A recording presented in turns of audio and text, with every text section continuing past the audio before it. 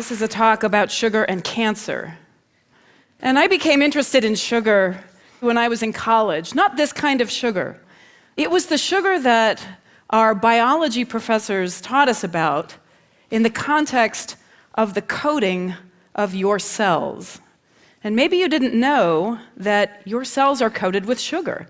And I didn't know that either until I took these courses in college. But back then, and this was in, let's just call it the 1980s, people didn't know much about why our cells are coated with sugar.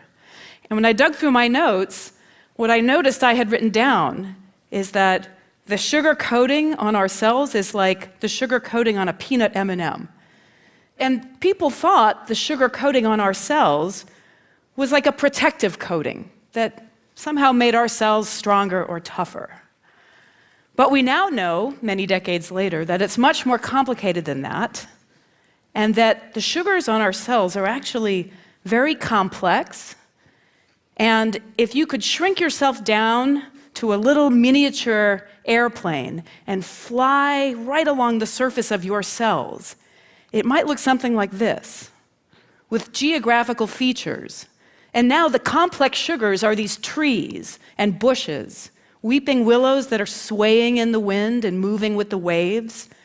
And when I started thinking about all these complex sugars that are like this foliage on our cells, it became one of the most interesting problems that I encountered as a biologist and also as a chemist. And so now we tend to think about the sugars that are populating the surface of our cells as a language. They have a lot of information stored in their complex structures. But what are they trying to tell us? I can tell you that we do know some information that comes from these sugars, and it's turned out already to be incredibly important in the world of medicine. For example, one thing your sugars are telling us is your blood type. So your blood cells, your red blood cells, are coated with sugars, and the chemical structures of those sugars determine your blood type. So for example, I know that I am blood type O. And how many people are also blood type O? Get your hands up. It's a pretty common one. And so when so few hands go up, either you're not paying attention or you don't know your blood type, and both of those are bad, okay? But for those of you who share the blood type O with me, what this means is that we have this chemical structure on the surface of our blood cells. 3 simple sugars linked together to make a more complex sugar. And that, by definition, is blood type O. Now, how many people are blood type A? Right here. So that means you have an enzyme in your cells that adds one more building block, that red sugar, to build a more complex structure. And how many people are blood type B?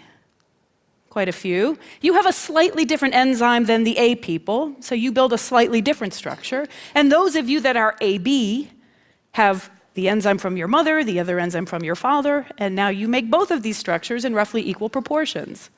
And when this was figured out, which is now back in the previous century, this enabled one of the most important medical procedures in the world, which of course is the blood transfusion. And by knowing what your blood type is, we can make sure, if you ever need a transfusion, that your donor has the same blood type so that your body doesn't see foreign sugars, which it wouldn't like and would certainly reject. What else are the sugars on the surface of your cells trying to tell us? Well, those sugars might be telling us that you have cancer. So a few decades ago, correlations began to emerge from the analysis of tumor tissue. And the typical scenario is a patient would have a tumor detected, and the tissue would be removed in a biopsy procedure, and then sent down to a pathology lab where that tissue would be analyzed to look for chemical changes that might inform the oncologist about the best course of treatment. And what was discovered from studies like that is that the sugars have changed when the cell transforms from being healthy to being sick. And those correlations have come up again and again and again. But a big question in the field has been why? Why do cancers have different sugars? What's the importance of that? Why does it happen? And what can we do about it if it does turn out to be related to the disease process? So one of the changes that we study is an increase in the density of a particular sugar that's called sialic acid. And I think this is going to be one of the most important sugars of our time, so I would encourage everybody to get familiar with this word. Sialic acid is not the kind of sugar that we eat. Those are different sugars. This is a kind of sugar that is actually found at certain levels on all of the cells in your body. It's actually quite common on your cells. But for some reason, cancer cells, at least in a successful progressive disease, they tend to have more sialic acid than a normal healthy cell would have. And why? What does that mean? Well, what we've learned is that it has to do with your immune system. So let me tell you a little bit about the importance of your immune system in cancer. And this is something that's, I think, in the news a lot these days. You know, people are starting to become familiar with the term cancer immune therapy. And some of you might even know people who are benefiting from these very new ways of treating cancer. What we now know is that your immune cells, which are the white blood cells coursing through your bloodstream, they protect you on a daily basis from things gone bad, including cancer. And so, in this picture, those little green balls are your immune cells, and that big pink cell is a cancer cell. And these immune cells, they go around and they taste all the cells in your body. That's their job. And most of the time, the cells taste okay. But once in a while, a cell might taste bad. Hopefully, that's the cancer cell. And when those immune cells get the bad taste, they launch an all-out strike and they kill those cells. So we know that. We also know that if you can potentiate that tasting, if you can encourage those immune cells to actually take a big old bite out of a cancer cell, you get a better job protecting yourself from cancer every day and maybe even curing a cancer. And there are now a couple of drugs out there in the market that are used to treat cancer patients that act exactly by this process. They activate the immune system so that the immune system can be more vigorous in protecting us from cancer. And in fact, one of those drugs may well have spared President Jimmy Carter's life. Do you remember President Carter had malignant melanoma that had metastasized to his brain?